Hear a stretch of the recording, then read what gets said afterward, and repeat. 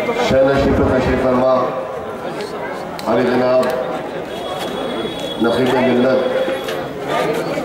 बरस नसरुद्दीन ओवैसी साहब, सदर कुल मजलिस इत्तेहाद मुस्लिमीन अली जनाब सैयद अहमद पाशा कादरी साहब, मोहतरम उमूमी व MLA कुल मजलिस इत्तेहाद मुस्लिमीन अली जनाब मोहम्मद माजिद हुसैन साहब, मेयर अजीम तर हैदराबाद अली जनाब वतन फारूकी साहब, दीगर मजलिसी कायदीन, वफ़ाक़ाए मजलिस, बुज़ुर्गों, दोस्तों, नौजवान साथियों, पसे पर्दा सुनने वाली मेरी माँ और बहनों, आज का यह जलसा हालात हाज़िरा के उन्वान से मुनक़िद किया गया। मजलिस इत्तेहाद मुस्लिमीन आपके दरमियान हर वक्त होती है और आपको आने वाले हालात से आगाह करवाती है, चाहे वो हालात हमारे शहर के क्यों ना हो, हमारे स्टेट के क्यों ना हो, हमारे मुल्क के क्यों ना हो, आपको उन हालात से किस तरह से मुकाबला करना और उस हालात से आगाह करवाती है।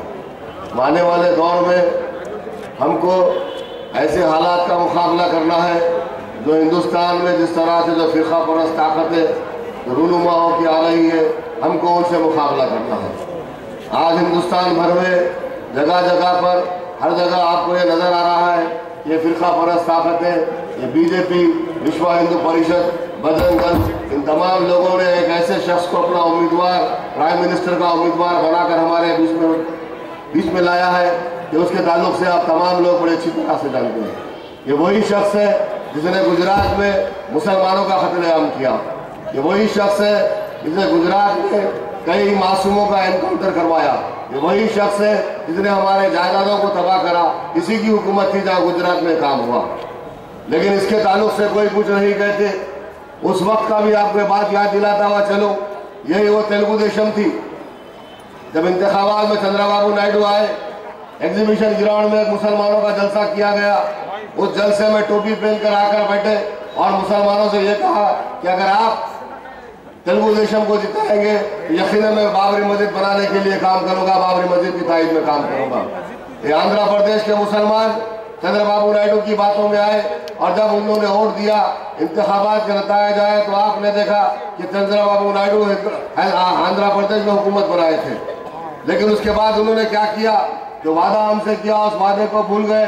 सबसे पहले जब हिंदुस्तान में बीजेपी की हुकूमत बन रही थी, वाजपेयी साहब को चंद लोगों की जरूरत थी तो यही चंद्रबाबू नायडू थे, इनके MP ने बीजेपी की तारीफ की। इन्हीं की तारीफ से मरकज में बीजेपी हुकूमत बनाई और यही चंद्रबाबू नायडू थे जिनसे ये कहा गया गुजरात के फसादात के बाद इस बीजेपी की तारीफ को छोड़ो, इन्होंने बीजेपी की तारीफ को नहीं छोड़ा। हजारों मुसलमान का कत्लेआम हुआ, लेकिन ये चंद्रबाबू नायडू बीजेपी की तारीफ नहीं छोड़ा। अगर बीजेपी की तारीफ हटाता तो हिंदुस्तान से बीजेपी की हुकूमत गिर जाती। तो आपके सामने मैं यही बात कह रहा हूँ, फिर से इस तरह के लोग आएंगे, आज हमारे दरमियान में आके फिर से मुसलमानों को भटकाकर हमारे वोटों को हासिल करना चाहेंगे। ये तेलुगु देशम भी हमारे दरमियान में आएगी, तो आपको बात याद दिला रहा हूँ, उस बात को याद रखो। हमारा दोस्त कोई भी नहीं है, चाहे वो तेलुगु देशम हो, कांग्रेस हो, कोई जमात हो, कोई हमारा दोस्त नहीं है। जब कभी भी हमारे वोटों की जरूरत आती है, सारे लोगों आपके सामने आकर आपके वोट को हासिल करना चाहते हैं। आप लोगों ने देखा यही वो कांग्रेस थी, यही वो कांग्रेस थी जिसके दौर में हजारों फसादात हुए, हिंदुस्तान भर में हजारों फसादात करवाने वाली यही कांग्रेस थी। बाबरी मस्जिद को शहीद किसने किया, यही कांग्रेस के प्राइम मिनिस्टर थे नरसिम्हा राव। बाबरी मस्जिद पर ताला कब डाला गया, जवाहरलाल नेहरू के जमाने में डाला गया।